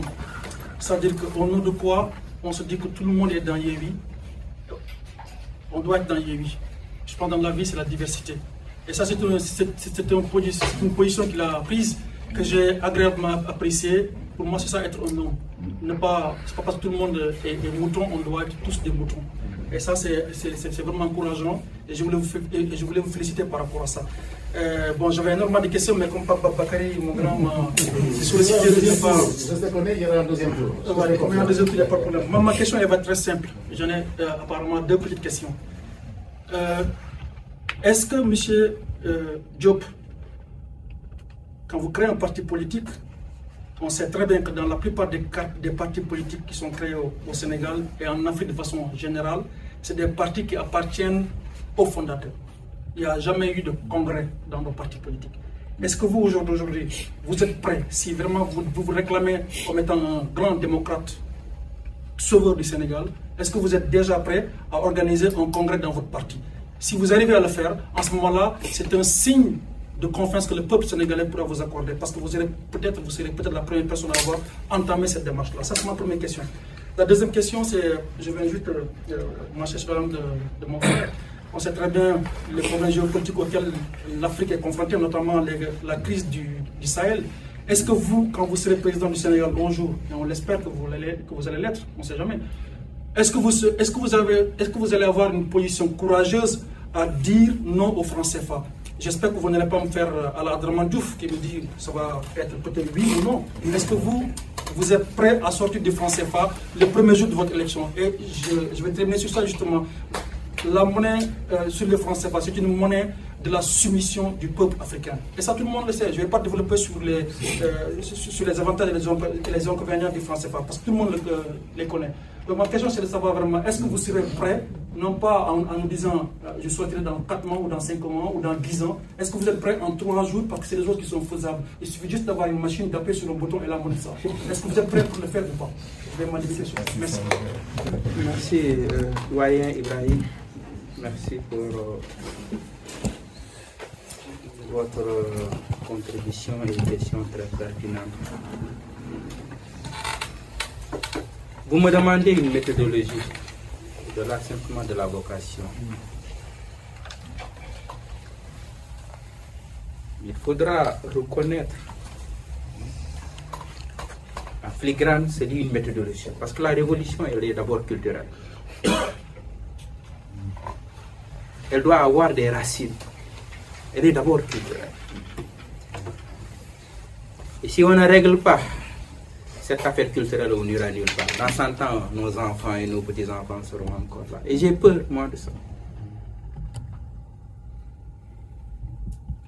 Si on ne change pas cette conception traditionnelle, la politique dans nos pays, on n'ira nulle part. Nulle part, je vous dis. On lancera des plans et des plans. On s'endettera, on n'ira nulle part. Il faut d'abord une révolution culturelle. Il faut d'abord renommer les choses. Il faut d'abord créer, inventer. Il faut d'abord des artistes. Il faut des poètes. Vous savez, le poète, c'est quoi? C'est un créateur. Un homme politique est un poète parce que c'est un créateur. Créer des mots nouveaux, créer, inventer une société nouvelle. Sortir de ce carcan-là dans lequel on nous a enfermés. Je parle beaucoup de révolution culturelle dans ce texte, de renommer les choses, de déconstruire, parce que ça commence par là, nous en tant que politiques. Lorsqu'on a demandé aux Wolof de nommer la politique, ils l'ont nommé Ngour. La crise a commencé le jour où les Wolof ont nommé Ngour. Parce qu'ils n'avaient pas le mot politique comme chose publique. Ils l'ont nommé Mbour. Oui, la jouissance. Et regardez le fonctionnement de la politique dans nos pays jusqu'à aujourd'hui. Qu'est-ce que vous pouvez bâtir avec ça? Je vous ai soutenu, vous êtes arrivé au pouvoir. Et quelle est ma part? Ma famille, mon clan, ma confession. Tout le monde. Regardez toutes ces occasions perdues avec le président Ouad d'abord. C'est quoi? C'est cette conception traditionnelle qui a constitué un goulot d'étranglement. Voilà un homme qui avait une occasion extraordinaire de faire un bond en avant. Il avait la légitimité, il avait tout. Ce qu'on en a fait, on a été encore rattrapé. Lorsque Macky Sall est arrivé au pouvoir, nous nous sommes battus contre le système Abdoulaye Wade, la famille, le clan, le clientélisme. Macky Sall arrive au pouvoir reproduit. C'est plus profond simplement que Macky Sall. Si on s'en limite simplement à Macky, je ne sais pas de lui trouver des circonstances. Non, c'est pas là. Mais il faut aller au-delà. La culture politique que nous avons aujourd'hui, cette culture traditionnelle de corruption, de clientélisme, détourner les deniers publics et revenir dans le quartier construire des mosquées. Et peut-être qu'on va vous même demander d'aller devant pour diriger la prière. C'est ça que je dénonce. Refonder la politique sur des valeurs éthiques, morales. C'est ce que Mamadou Dia a réussi d'abord. Si on parle de Mamadou Dia aujourd'hui, c'est ça. C'est ce patrimoine immatériel-là dont parle Cheikh Anta Diop. La révolution américaine, c'est d'abord là. Tous ces débats-là, de la constituante, la révolution française, c'est tout est là. Si on rate ça, on rate tout. On va avoir du pétrole, on va avoir du gaz, on va avoir le zircon, on va avoir des richesses, mais ça va enrichir qui? Pas vous et votre famille, ça va enrichir d'autres. C'est pourquoi cette nécessité de construction d'un nouvel État. Parce que l'État que nous avons est un État néocolonial. Moi, je ne parle pas de post-colonie. On n'est pas dans la post-colonie, on est dans la néocolonie. Certains intellectuels nous ont embarqués dans la post-colonie. On n'est pas dans la post-colonie. On est dans la néocolonie, avec les mêmes pratiques, la même culture, les mêmes mentalités. Oui, méthodologie. Arrive. Parce que j'ai été élu maire de la ville de Thiès, moi, je ne me limite pas simplement à proclamer des principes et des valeurs. Je veux toujours que mes principes, ma parole, soient en cohérence avec les actes que je pose. Parce que je suis arrivé à la tête de la mairie de Thiès, j'ai renoncé à un véhicule de fonction. Il coûtait des millions. J'ai dit les conditions dans lesquelles j'ai trouvé cette mairie-là. Si je commence par acheter un véhicule à 50, 60 millions de Thiessois, bon, vous se dites, est-ce que lui, ça va dans sa tête? Maire depuis quelques mois m'a permis de comprendre la profondeur de la corruption dans notre société. De voir les goulots d'étranglement, mais de voir les perspectives extraordinaires qui s'offrent à nos pays. Je suis arrivé dans cette mairie. Toute la ville de Thiès plongeait dans l'obscurité totale. Cela n'aime personne, comme dans un village. Sous prétexte que les mairies n'ont pas de moyens. En quelques mois, avec peu de ressources, nous avons remis l'éclairage public à Thiès, avec peu de ressources. Peu de ressources. Peu de ressources. Les peu de ressources que nous avons, j'ai donné plus de 600 bourses à des fils et des filles de Thiès pour qu'ils aient la possibilité d'étudier. Peu de ressources. J'ai diminué le carburant à plus de 95%. Le carburant, je vous dis. Le carburant. J'ai réduit la masse salariale à plus de 30%. Parce que vous savez, dans les mairies, là, il n'y a aucune école où l'on forme des agents municipaux. C'est sur une base clientéliste. Je vous ai vu, j'ai rencontré votre fille. Je pense que je peux plus de 30%. Thémistocle d'Athènes disait, si on me donne une cité petite et obscure, je la rends célèbre et grande. Et si on me donne les 40 000 milliards qu'on a donnés à M. Macky Sall, je tire le Sénégal de la pauvreté et je l'amène dans la prospérité. Le grand problème dans nos pays, c'est la gouvernance. On vole trop, on détourne trop. Les peu de ressources que nous avons, sans la Banque mondiale, sans toutes ces institutions, si on mobilise ces ressources au service exclusif de nos pays, on développe nos pays. Il n'y a rien. Nous avons tous les moyens pour développer nos pays. Mais il y a trop de corruption. Il y a trop de clientélisme, il y a trop de malgouvernance, il y a trop de détournement. Tous ces rapports-là qui épinglent toutes ces autorités, depuis la Covid, depuis la première liste publiée par M. Macky Sall quand il a pris le pouvoir, où sont tous ces rapports-là? Depuis qu'on a limogé la grande dame Nafingom Koïta, on voit où se situe le problème.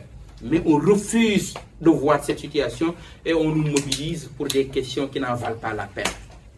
Voilà le problème de nos sociétés. Et quand je suis arrivé à la tête de cette mairie, j'ai compris la profondeur de cette corruption, la profondeur de cette malgouvernance. Et voilà, le problème pour moi, c'est réussi à un seul mot, c'est un problème de gouvernance.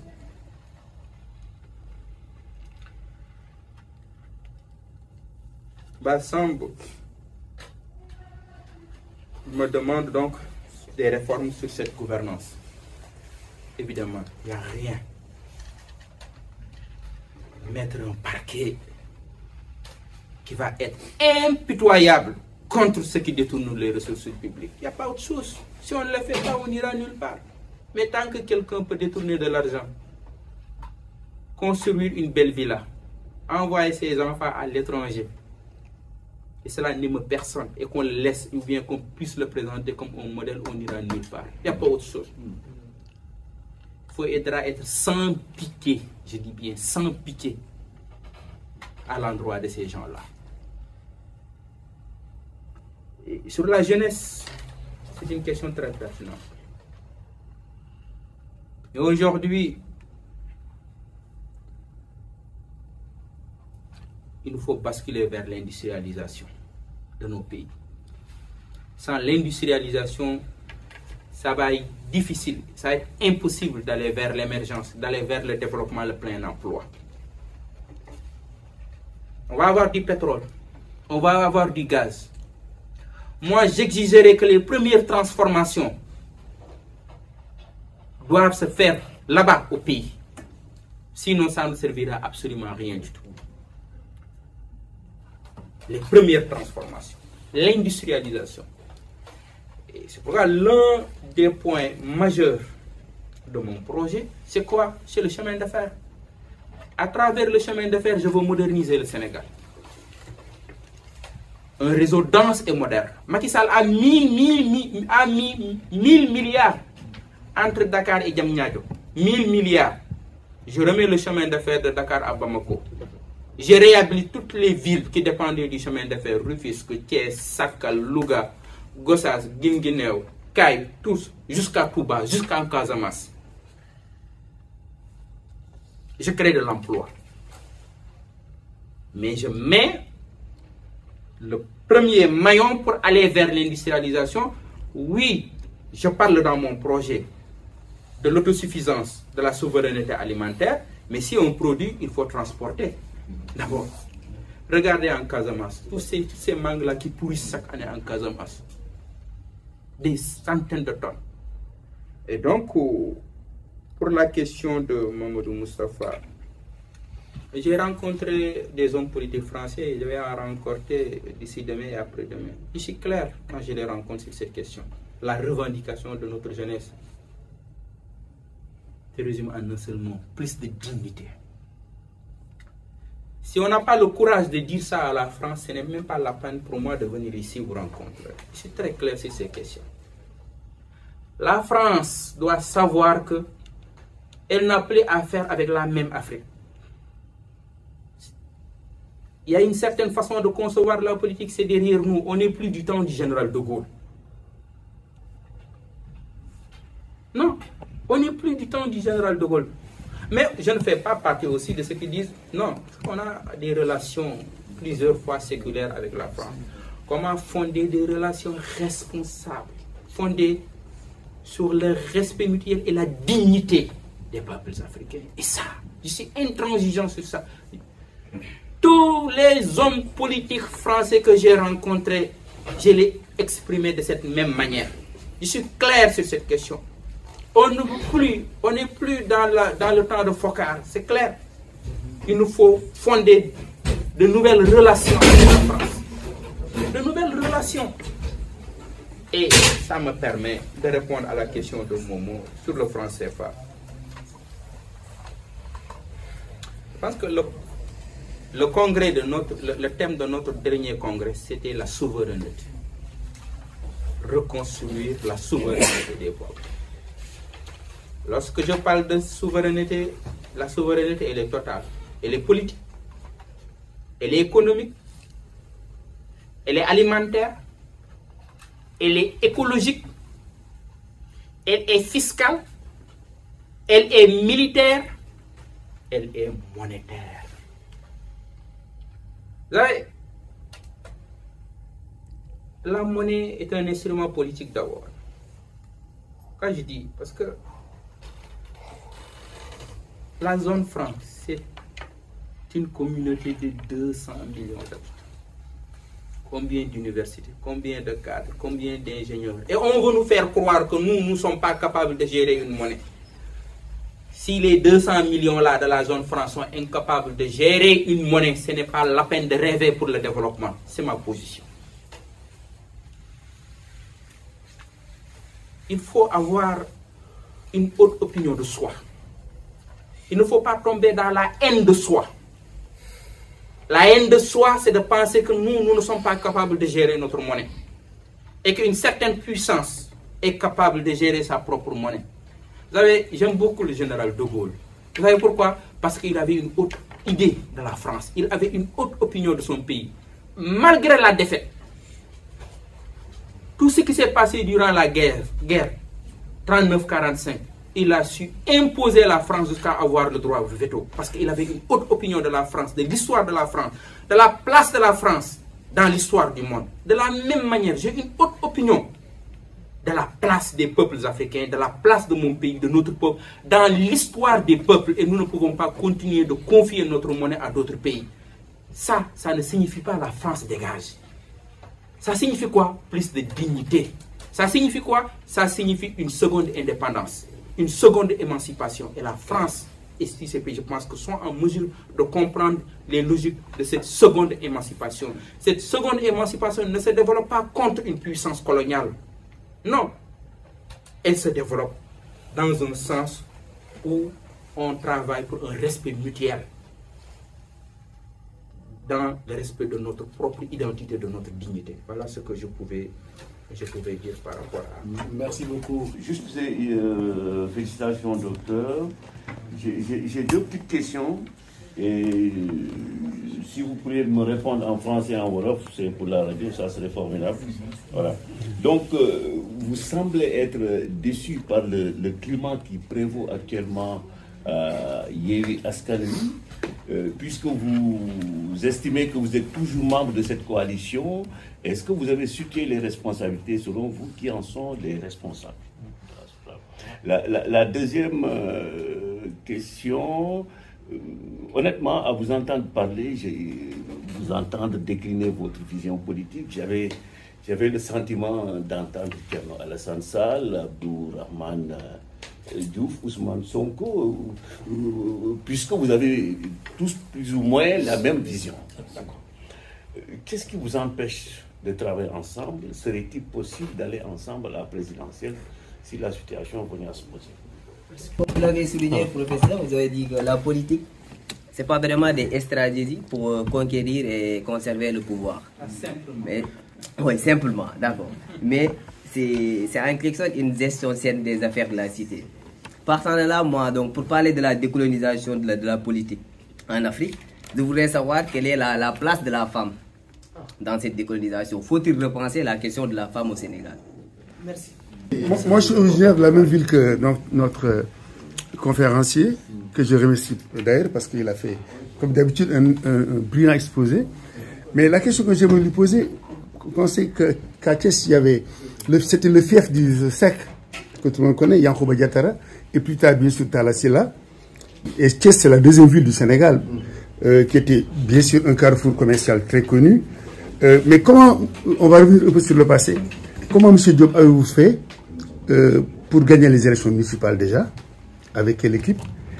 Et donc, ça m'étonne un peu parce que je me suis dit, mais comment il a fait? Il est sorti de nulle part, Boubacar Diop, il est venu et puis il a remporté les élections. Ça, c'est la première question. Et l'autre question maintenant, c'est quand on sait qu'aujourd'hui, la jeunesse africaine, sénégalaise en particulier, est désemparée et que les jeunes maintenant prennent les pirogues pour mourir dans l'Atlantique, comment faire maintenant pour que tout ça puisse être comme mauvais souvenir et comment surtout faire pour qu'on puisse retrouver cette dignité africaine qui est perdue. Merci. Merci beaucoup. Merci. Je suis un membre fondateur de Yéwi. Avant le Yéwi, j'étais là. Parce qu'avant le Yéwi, c'était le M2D. Le manifeste du M2D qu'on a remis au Khalife général des Mourides, je l'ai rédigé. Je répète, le manifeste du M2D. Remis au Khalife général des Mourides. Je l'ai rédigé. Je suis un membre fondateur de M2D. Il y a 4 membres fondateurs de ce M2D. C'est Guy Marius Sagna, Aliou Sané, Cheikh Tidiane Dièye et moi. Il n'y a pas autre chose. Ensuite, nous nous sommes retrouvés au sein d'une grande coalition Yewwi Askan Wi. Je suis malheureux de ce débat. Je ne peux pas me réjouir. Je suis très malheureux.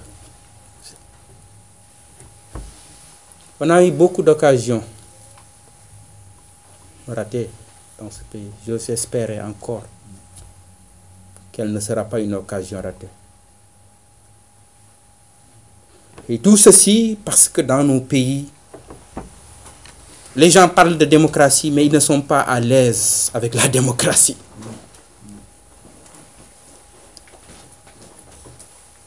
Ils parlent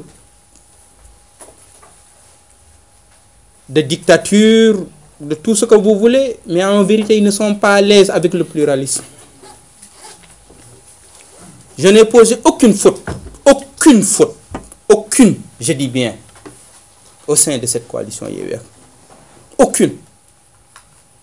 Par une intolérance que rien ne justifie. Rien ne justifie. Une intolérance que rien ne justifie. Rien.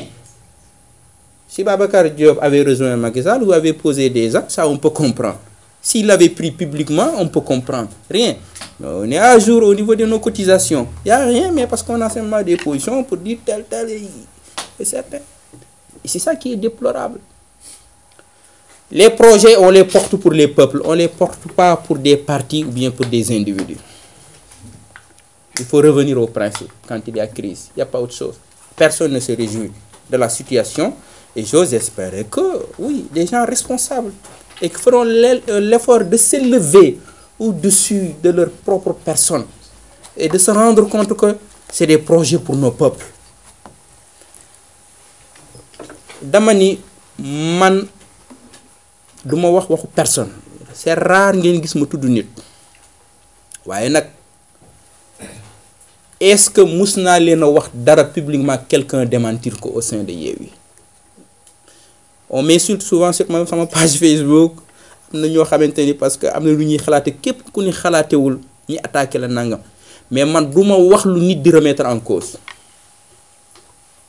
duma wax lu nit di remettre en cause. Je répète encore, man duma wax lu nit di remettre en cause. Dama nekk membre fondateur M2D. Maay leader politique ci histoire au Sénégal que l'histoire retiendra bu jëkk jël position ci problème bi mu xewé. Je répète, maay leader politique bi jëkk jël position publiquement. M2D 4 personnes ñoko taxawal à la base bok. Parce que biñu bëggé taxawal M2D dañoo gis beaucoup de leaders politiques seen jeu leeru. Nañ xaar li, nañ xaar diw, nañ xaar diw, nañ xaar diw. On s'est retrouvé avec Cheikh Tidiane Dièye, Aliou Sané et Guy Marius Sagna. Ñi ni amna ñoo xam buñu leen topé duñ ko musa lancer parce que seen jeu leerul. On lance. C'est une dynamique, les gens vont venir. Le mémorandum qu'on a remis au Khalife général des Mourides, ce mémorandum, le projet, je l'ai écrit.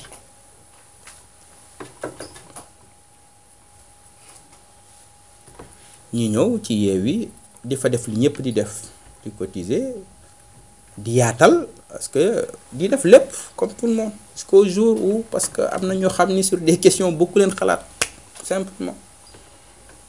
Parce que beaucoup leen xalaat sur telle question parce que simplement wax nga sa xalaat. Et vous avez vu, il faut que nous sachions c'est dans la démocratie et le pluralisme que nous avons tabac une société. C'est dans la démocratie et le pluralisme. Rappelez les règles et les principes. Je n'ai pas leçon de morale personne. Tout n'a pour dire leçon de morale personne. Mais ça m'a conviction. Ça m'a khalat. Kudul yalla de.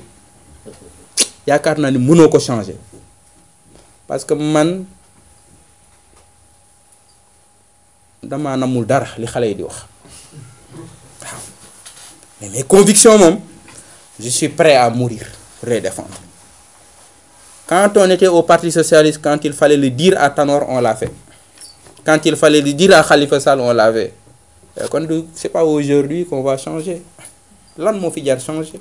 Rien. Il n'y a pas autre chose. Yewwi, c'est un rappel simplement aux principes et aux valeurs. On ne l'a pas fait. Et bonjour les dégâts aujourd'hui que nous déplorons. Aucune personne responsable n'est contente. Aucune personne responsable n'est contente. Et j'ose espérer qu'il y a encore des ressources positives au sein de cette coalition pour que nous fassions autocritique. Je suis indemne de man, je suis blanc comme neige. Je ne dis pas ça. Hein. Je donne simplement ma part de vérité. Un peu ma part, en évitant même d'aller dans le fond. Thierno Alassane, évidemment, Ousmane Sonko, pourquoi? Le pluralisme est une richesse pour notre démocratie. Le pluralisme est une richesse pour notre démocratie.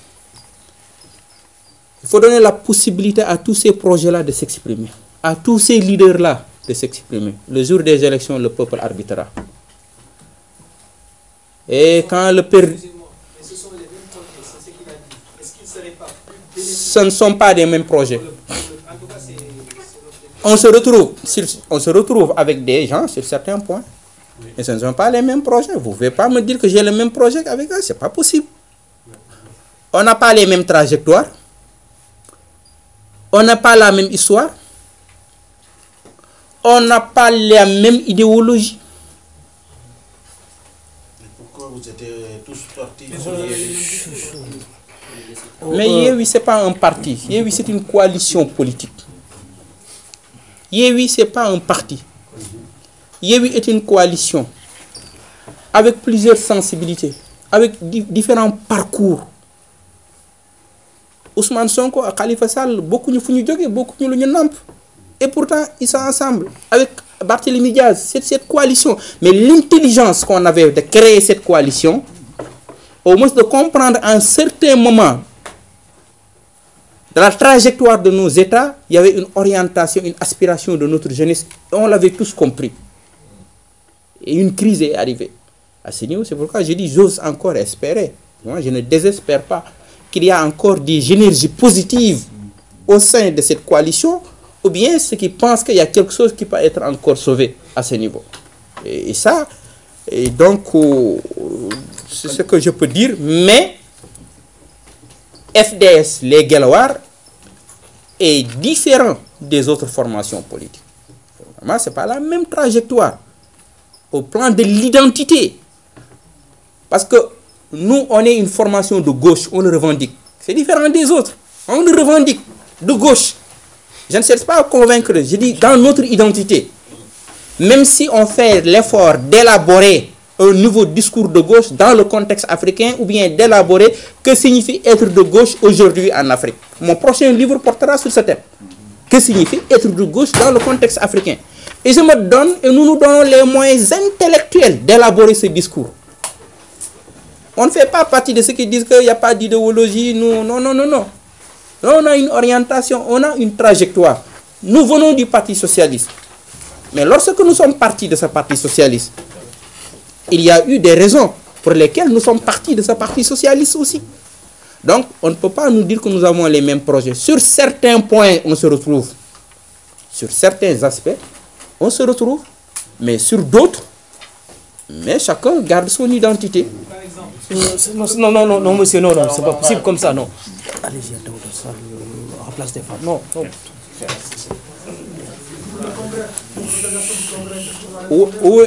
Sur le congrès, on a fait un congrès tout dernièrement.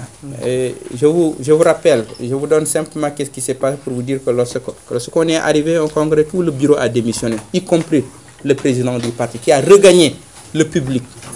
Et on a remis tous les postes en jeu. Et l'Assemblée donc s'est prononcée. Et je pense qu'on fait l'effort d'organiser un mouvement démocratique. On fait l'effort, je dis bien, d'organiser, de construire une organisation démocratique. Parce que ce que je dénonce ou ce que je reproche à d'autres, je ne peux pas le reproduire au sein de notre organisation. Place de la femme, pertinente question. Aujourd'hui, au sein de notre société,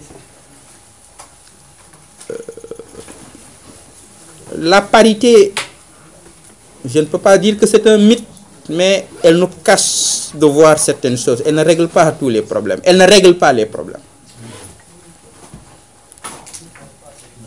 Ou bien la parité ne doit pas simplement que politique. Et pour moi, elle doit être économique. Il faut renforcer le pouvoir économique des femmes dans notre société. Posez-vous la nation. Nous étions des sociétés matriarcales. Les religions révélées nous ont imposé le patriarcat. D'où l'image de la femme maintenant qui s'est abaissée dans nos sociétés. C'est ça qu'il faut dire. Les religions n'ont rien imposé. C'est l'interprétation que nous avons des textes. Oui, mais ça, on est dans l'idéologie. Ça, on est dans l'idéologie. Faisons l'effort d'interroger les textes. Oui, toutes les sociétés construisent des idéologies. La femme sort d'où? Dans toutes les religions, disons, abrahamiques. Dans toutes les religions abrahamiques, la femme sort des côtés de l'homme. À partir du moment que cette question est posée, il y a une infériorité qui est construite dans le texte. Et pour Cheikh Fall, pour votre question, comment on a fait la dernière pour gagner Thiès, je dois dire que... S'il vous plaît. On va s'écouter là, s'il vous plaît. S'il vous plaît, là. Vous savez, c'est une longue construction. On ne se lève pas pour être maire de Thiès. En 2000, j'étais président du foyer du lycée El Hadji Malick Sy de Thiès. À la fin de l'année, j'ai eu mon bac. Je devais aller à Dakar. J'ai laissé dans les archives du foyer du lycée El Hadji Malick Sy un bilan déposé. En déposant mon bilan dans les archives du lycée en 2000, c'était clair dans ma tête que je reviendrais à Thiès. Et je voulais être irréprochable. Je me disais qu'on peut ne pas être d'accord avec moi. Là n'est pas le problème. Mais personne ne vous dira que voilà ce que Dr Babacar Diop a détourné. Et depuis lors, on est resté constant. Lorsque Idrissa Seck a décidé d'entrer dans le gouvernement de M. Macky Sall, il m'avait demandé de l'accompagner. On m'a dit à Thiès qu'il faut être avec Idrissa Seck si vous voulez être maire. On m'a dit à Thiès, si vous voulez un avenir politique, il faut être avec Idrissa Seck. On me l'a dit. J'ai répondu à ces gens-là. Et où placer la volonté de notre peuple? Et où placer la volonté, la dignité du peuple qui est soi? Et mais sommes-nous des croyants même pour pouvoir dire ça? Et aujourd'hui, je peux dire qu'entre Idrissa Seck et moi, c'est le soleil qui se couche et le soleil qui se lève. Le soleil qui se couche, c'est qui? Le soleil qui se lève, c'est le discours de Guelwaar. Allez, on va terminer là-dessus. Alors, je voudrais vous remercier tous d'être là, d'être venus, de remercier Babacar pour sa franchise et sa passion. On va passer aux dédicaces, hein, c'est important aussi. Et on continuera le débat. Et on continuera encore à recevoir les gens de passage à Paris. Hein? Vous nous suivez, M. Fall, Semedo, ma page Facebook, etc. Et je vous ai dit, on aura bientôt une maison de l'Afrique à Montreuil, où vous pourrez vraiment une grande, 2700 mètres carrés. Absolument. On n'aura plus de problème de ça. Voilà. On est en train d'y travailler. Et c'est nous tous qui allons effectivement faire quelque chose de la linguistique, tout, quoi. Véritablement, merci beaucoup. C'était passionnant. Et ce qui est intéressant, on est resté poli et correct. Au Sénégal, on ne sait pas tellement faire de la politique.